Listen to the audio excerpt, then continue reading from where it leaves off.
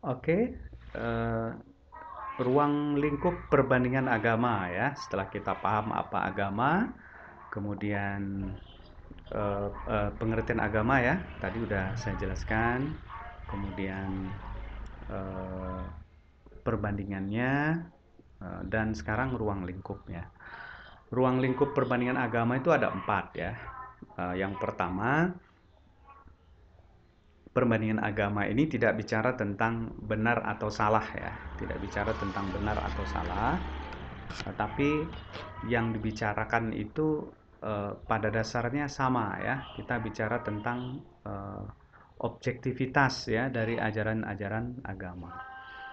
Nah, kalau bicara tentang benar dan salah itu bukan ranahnya perbandingan agama ya, tapi ranahnya teologi biasanya. Nah, oh ini boleh, ini nggak boleh, ini salah, ini benar. Nah, itu konteks teologi.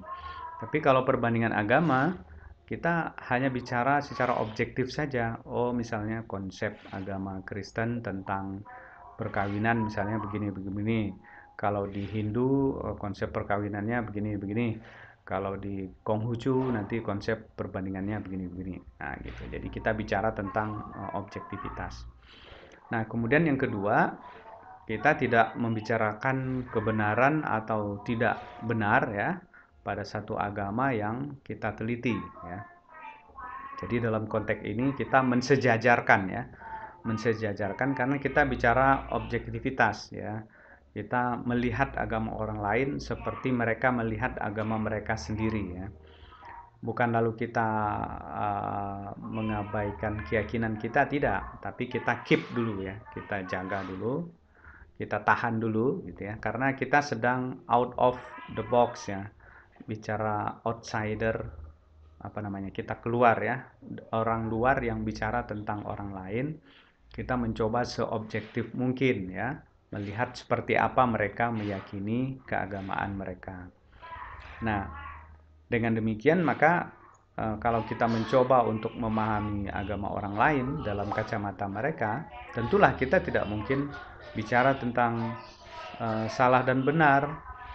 Maksudnya menyalahkan mereka, tidak gitu, tapi mencoba untuk memahami, mendalami ya, menghayati apa sih sebenarnya yang mereka yakini itu.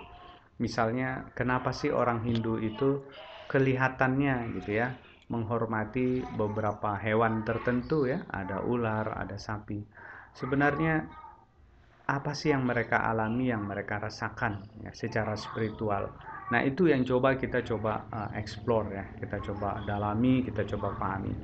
Makanya sebagian dari perkuliahan perbandingan agama ini sebenarnya nanti kita banyak di lapangan ya.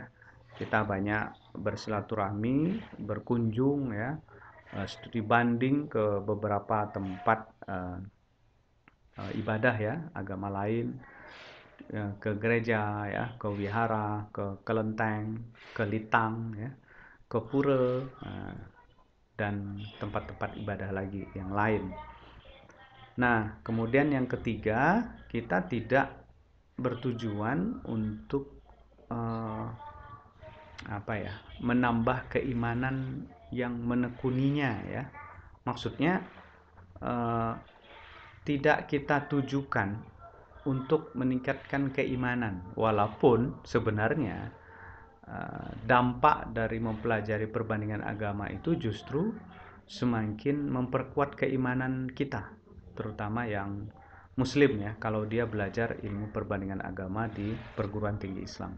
Walaupun sebenarnya tujuan utamanya bukan itu gitu ya, tapi dampak yang biasanya diakibatkan dari mempelajari perbandingan agama itu justru membuat kita semakin yakin ya dengan keyakinan kita bahwa setiap agama itu punya jalannya masing-masing ya di dalam membentuk keimanan, keyakinan setiap pemeluknya.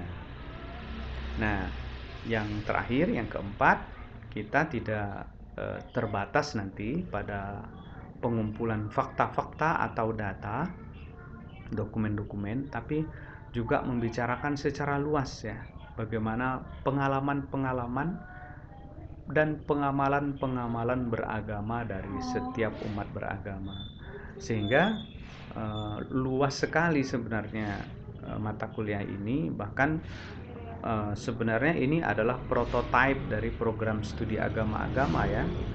Tapi karena ini dikompres ya menjadi satu mata kuliah, maka tentu sangat tidak mengcover ya, sangat tidak mampu mengcover secara keseluruhan apa itu perbandingan agama, tapi paling tidak memberikan gambaran lah kepada mahasiswa YIN Pontianak seperti apa sebenarnya ilmu perbandingan agama itu.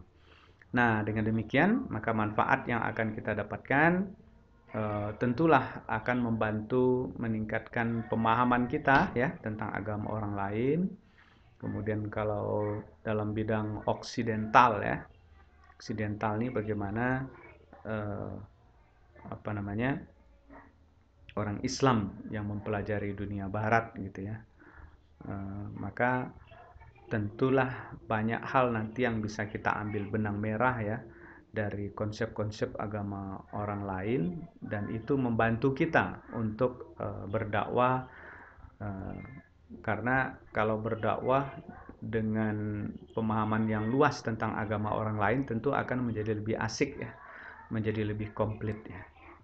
Nah, tujuannya, nah ini banyak tujuannya ya. Yang paling pokok itu sebenarnya adalah untuk menemukan esensi dari sebuah agama. Sebenarnya sejarahnya itu seperti apa? Pokok-pokok ajarannya itu seperti apa? Kemudian tujuan dari agamanya itu apa? Nah, kita akan nemukan nanti ketika kita sudah mempelajari mata kuliah ini, dan mudah-mudahan walaupun singkat gitu ya bisa memberikan gambaran yang cukup ya tentang seperti apa ilmu perbandingan agama. Oke, tugas ya mahasiswa nanti tolong cari buku di internet banyak ya yang menguraikan tentang pengertian perbandingan agama, ruang lingkupnya, dan manfaat serta tujuan perbandingan agama.